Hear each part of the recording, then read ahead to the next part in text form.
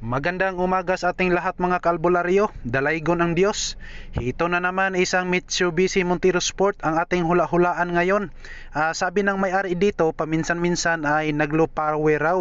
So parang bad timing tayo dito mga kalbularyo kasi naubusan tayo ng kinilkig ngayon. Okay, ang tirador natin dito mga kalbularyo is si Kibuloy pa rin.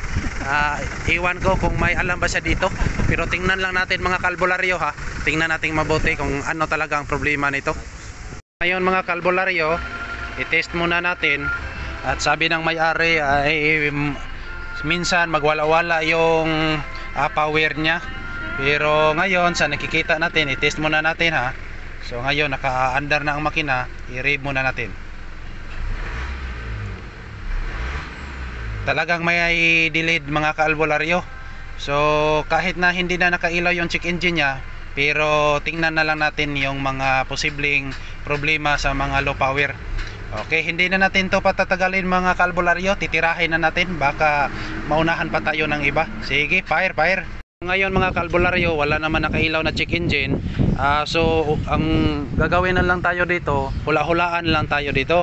Okay, so ganyan talaga ang profesyon natin. Pag hindi yan magagamot ng doktor dito na sa albularyo. Okay, so tingnan natin una dito mga kalbularyo. Buksan natin dito sa EGR, linisan natin, tapos tingnan naman natin yung boosting nya sa turbo. So baka mayroong mga anong tawag ng takuling Kibuloy, carbon deposit. So tingnan na lang natin. Ayan, mag-update tayo mga kalbularyo. Mga kalbularyo, no? So nung binuksan natin ang hose dito, nakita natin na maraming oil nakaabang dito. So ayun mga kalbularyo, walang problema sa EGR. So tingnan natin yung turbo, tinanggal natin agad yung turbo mga kalbularyo, tinanggal na. So ito ngayon wala ng turbo dito.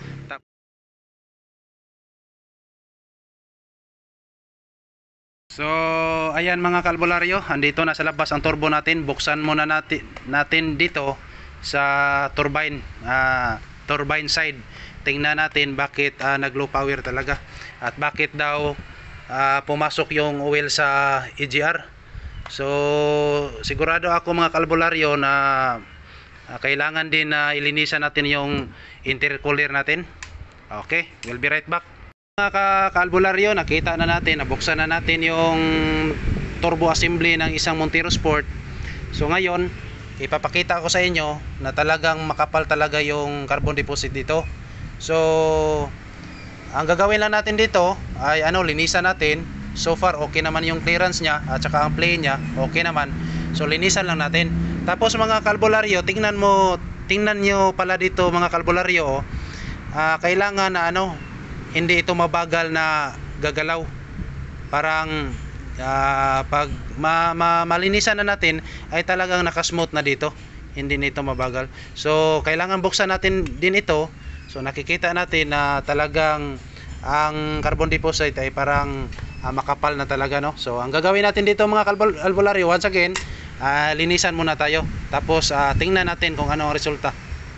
Naikabit na natin ang turbo assembly.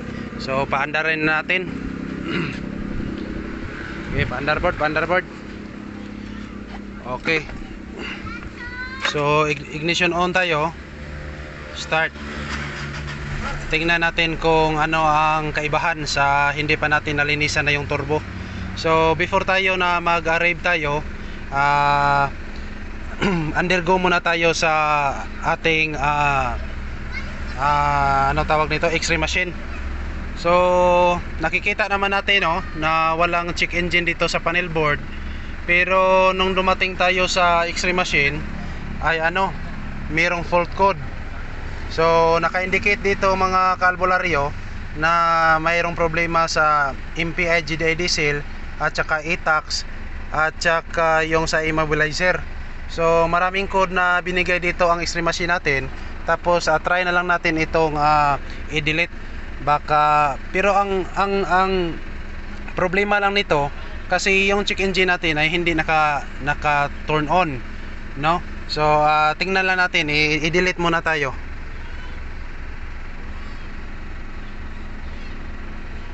Mga kalbularyo, hindi natin nabura yung mga fault code na binigay ng X-ray machine natin. So halatang halata na replacement ECU na ang nailagay dito. Nang tinanong ko naman ang may-ari nito kung saan niya ito nabili, sabi niya sa akin sa Displecente raw. So paalala lang sa mga viewers natin dito na may planong bumili ng sasakyan, kung maaari magsama naman kayo ng mekaniko kahit hindi albularyo para hindi magsisisi sa huli. So ngayon, road test na namin sa may-ari. Sabi niya, powerful na raw ang makina. So yun mga kalbularyo, pag makaranas kayo ng ganito, dalhin nyo agad sa albularyo. Maraming salamat po mga kalbularyo.